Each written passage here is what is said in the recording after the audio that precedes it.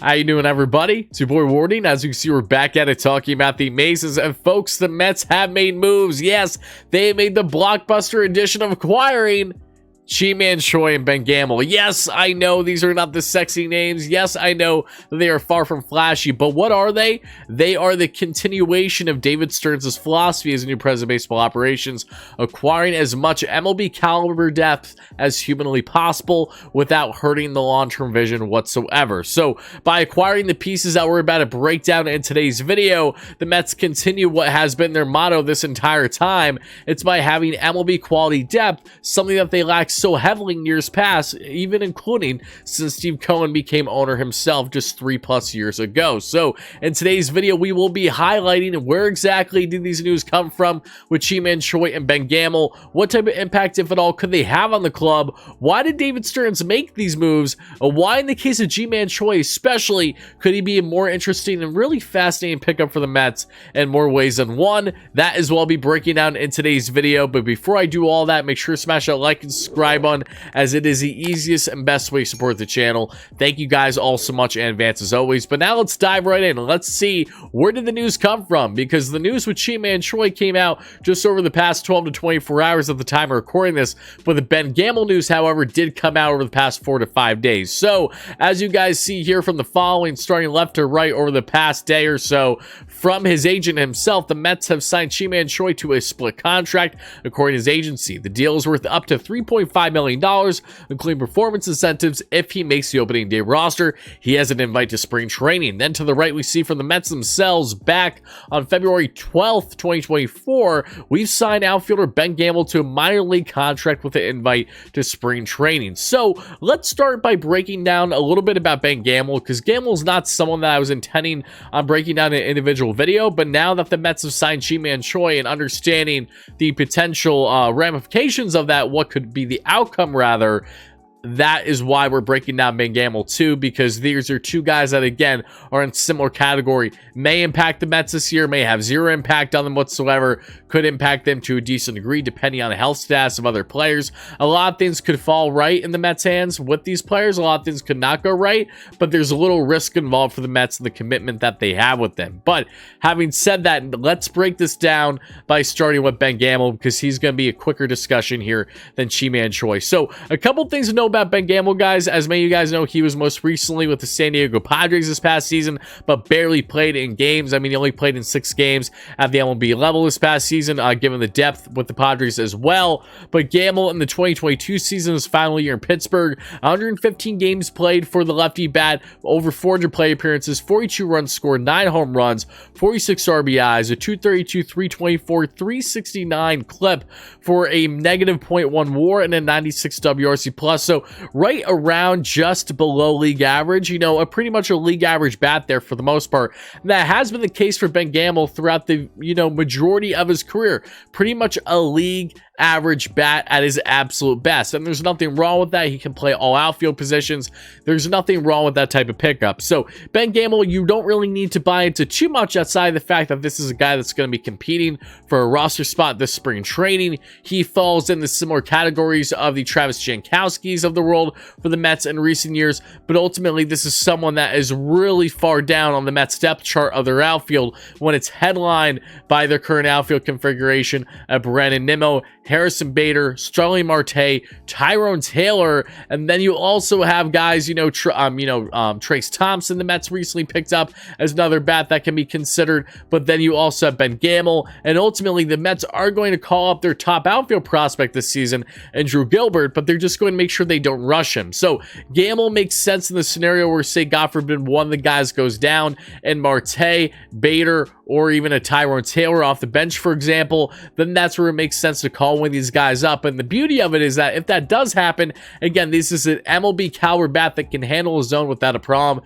Hits for solid contact, again, decent OBP, nothing flashy whatsoever, but again, still a guy that's around the prime of his own career as a solid utility guy on a team, that's hopefully contending for playoffs. But Gamel, a guy that might have little to no impact on the Mets this year, might not even crack the roster, might be out of the organization by time spring training isn't even officially finalized and wrapped up. But for the time being, he's in the organization, he's on the roster, he's a name to focus on as he's added to what the Mets have as a good amount of outfield depth, especially on the defensive end that we have for the 2024 season. So that's what you need to know there about Ben Gamel.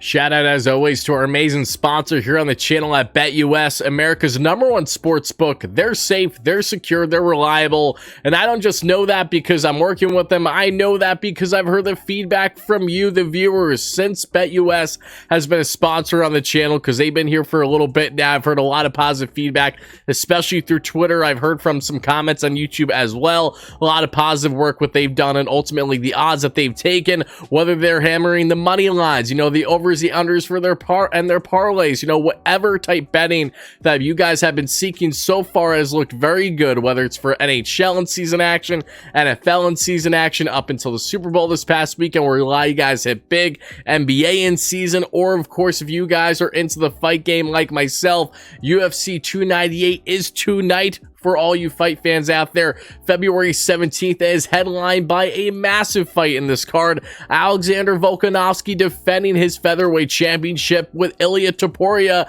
as the man up against him. Robert Whittaker against Paulo Costa, another big matchup. Welterweight matchup, we got Jeff Neal, Ian Gary, Marab, Henry Cejudo, one of the better cards that you're going to see for sure this year. So get in on the action that BetUS has to offer with their latest odds on these fights today. Again, you have a short time to do so if you're watching this video before the fights do happen Saturday night at the time of recording this. But also, guys, click the link in the description to get in on the action today, because you get a 125% bonus, not with your first deposit, but now your first 3 deposits, as long as you also put in promo code JOIN125, JOIN125, JOIN125 for your first 3 deposits at a 125% boost. That means if you deposit $100, you automatically get $225 to work with, and then you could do that times 3. It is that easy. Shout out to BetUS as always for being an amazing sponsor on the channel.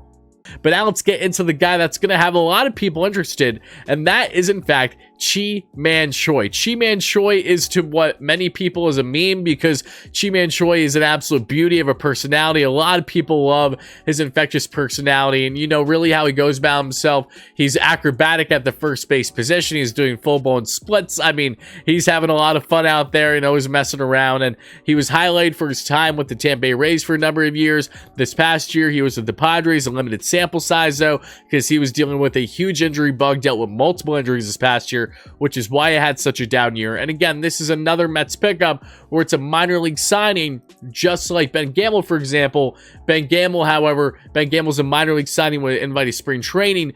Chi-Man Choi, as we mentioned, is a $3.5 million deal if he does make the opening day roster. If not, then he's making $35K per month that he is in the minor leagues. But Choi, what's so interesting about a pickup like this, and also, I forget the guy's name, but there was someone on YouTube that did an awesome highlight reel clip of just Chi-Man Choi raking against Garrett Cole throughout Garrett Cole's entire career. So I had to pull that up. But Choi has had a very respectable career for the most part, and he does have similarities, funny enough, to a guy who signed the same day as Choi, that being in Hoagie Vogie himself, Daniel Vogelbach. Vogelbach and Escobar are now Toronto Blue Jays. I wish them the best, and now the Mets are doing their best Pirates or Padres impression, even Tampa Bay Rays impression, because both Chi-Man Choi and Ben Gamel have been on all those teams. They had their stints in Tampa. They were on the Padres last year. They were on the Pirates the year before that, or at least for a couple of years there. It seems like that they're linked everywhere that they go. But the funny thing is that there is some similarity between Chi-Man Choi and Daniel Vogelbach in the sense that, yes,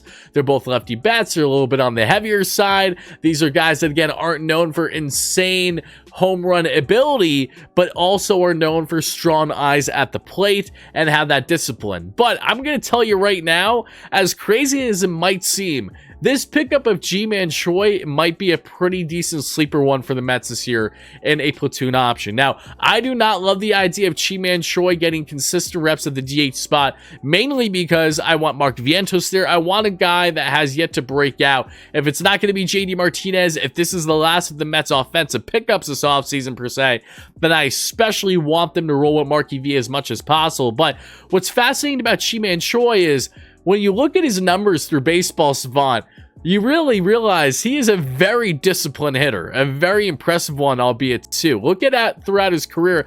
Yes, he's not known for the average, but that's not what you're getting. You're getting around, again, a 350 OBP guy, a 750, 760 or so OPS, a guy that's going to drive in, 10 to 15 home runs. But what separates Ji-Man Choi from Daniel Vogelbach? It's a couple things. But the main thing is that this man not only has weight, but he has power, and he knows how to utilize it. Daniel Vogelbach has been horrendous in MLB since arriving with the Mets, with his ability to locate the sweet spot, the hard hit percentage there in his bat. The barrel percentage, that he's had his struggles there. So while he's got it on base at a great clip, he has struggled to really find the sweet spot of that bat. In the 2022 season as well, as we look at Ji-Man Choi's numbers here through Savant, XWOBA 73rd percentile, expected slugging 61st percentile, average exit velocity 93rd percentile at 92 miles per hour. That is so important because you finally have a lefty bat if he is utilized in this lap. Again, not that I wish. I'm going to tell you right now, I don't want Ji-Man Choi getting much at bats, if at all, with the Mets. Personally, I want Marky V to be riding as much as humanly possible if you are done adding bats, if you're not going to add another DH option. That's personally how I feel, and I'll stand by that until proven otherwise. But the point is, Daniel Vogelbach had the weight, but he didn't know how to drive whatsoever. I mean, he took more pitches than everyone and their mother, felt like. Ji-Man Choi has a phenomenal eye at the plate here, but also has phenomenal strength with his swing. 93rd percentile in average exit velocity, barrel percentage 84th percentile, hard hit percentage 88th percentile, sweet spot percentage 85th percentile, chase percentage 96th percentile, walk percentage 96th percentile, outs above average. His defense in 2022 77th percentile. So if you want to give Pete some off days, put him at DH, put Ji-Man Choi at first, not a problem. Whip percentage, K percentage, not good. One of the worst in baseball, but that's okay, because even though that, yes, he strikes out quite a bit, he's at least striking out discipline in the zone. He's not looking silly with a hobby by his slider that's freaking 10 feet out of the zone that he's still swinging at somehow, and the bat somehow is still also in his hands. I don't know if it's the glue, I don't know what it is. What I know, though, is that Ji-Man Choi's discipline and his strength is what separates himself versus someone like Daniel Vogelbach. Again, not a sexy name, not someone that I'm overly excited about to see in Queens. However, if he does crack the open A roster, then I'm going to be rooting for him. But the Mets find themselves in an interesting spot now, and I think that this was purposeful by David Stearns.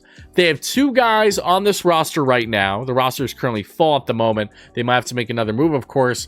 They have two guys right now that profile eerily similar, and that is DJ Stewart and Ji-Man Choi. DJ can play outfield, but he can't play outfield well for the most part, aside from his flashes of brilliance for a couple games at the end of the 2023 season. He's going to get little to no outfield reps for the Mets this season, barring injuries and all changes that, of course, can be had. He's a DH. That's pretty much it. Ji-Man Choi can play first base well. It's Pete Alonso, though, and it's Pete Alonso walk here. He's going to be playing as many games at first base as humanly possible. That's what Pete's going to want, obviously. So you're looking at pretty much the DH position, two guys that have limited power.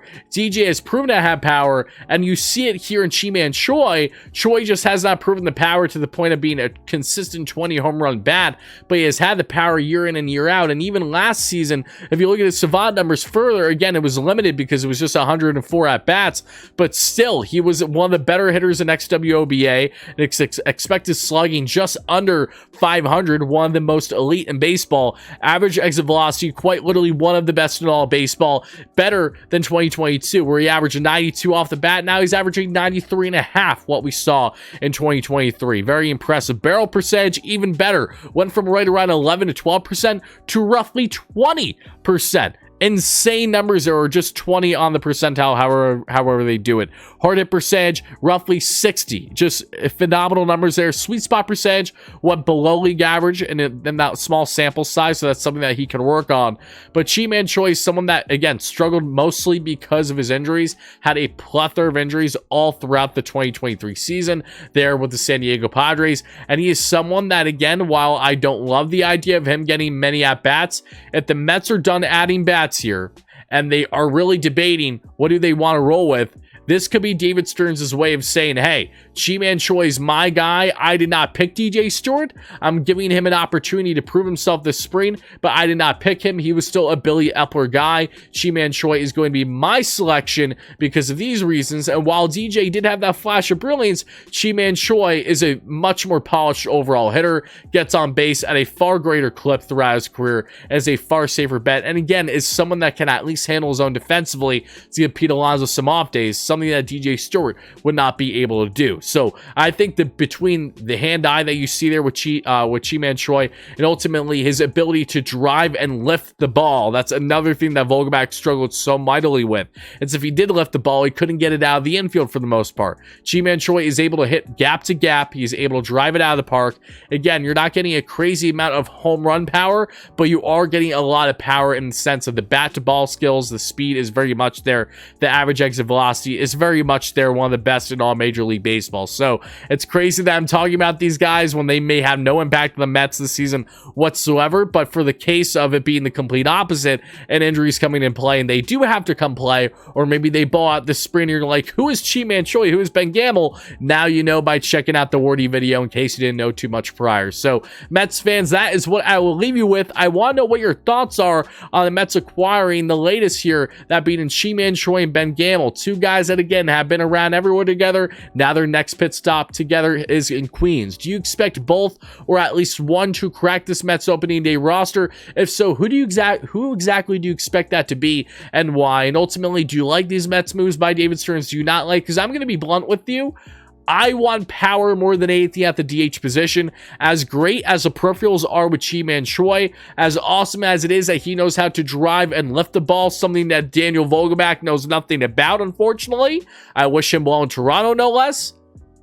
While he has that ability and the numbers look great in that sense, that goes in hand with why he has a low contact batting average around 230, 240, 250, because he strikes out plenty in the zone. That is when he's striking out, but he's very disciplined. You're not going to catch him swinging and missing out of the zone pretty much whatsoever. But is Choi the route that they ultimately want to go here? That's going to be a big question. Again, this is someone that might have a big impact. He might have literally nothing on the club. All I know is that this might be the David Stearns guy, but I want power in that DH position. And I think that there's no one that can provide that power more currently in the organization than Mark Vientos, and I do not want to see him platoon, which would also hurt his development if he's not seeing lefties consistently or not seeing righties consistently. So that's what I'll leave you with. Thank you so much for watching. Stay tuned for consistent coverage on all things Mets all off season long. And this is your boy Wardy signing out. Let's go Mets, baby. Peace.